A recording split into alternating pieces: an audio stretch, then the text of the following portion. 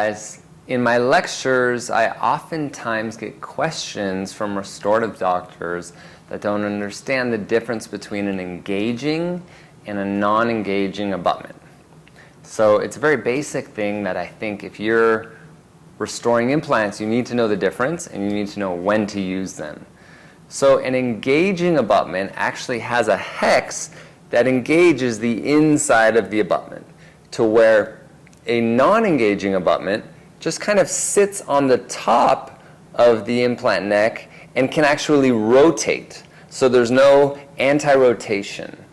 And so whenever you have splinted crowns, where you're going all the way down to the implant, meaning you're not using a multi-unit abutment or a transmucosal abutment, you want to make sure that you don't have two engaging abutments, because you either will have an opening on one of them microscopically that you can't see that will cause bone loss or fracture or ultimately implant failure, or if you have two engaging abutments, there's no way you're going to get them both to seat correctly, and you could actually fracture the implant.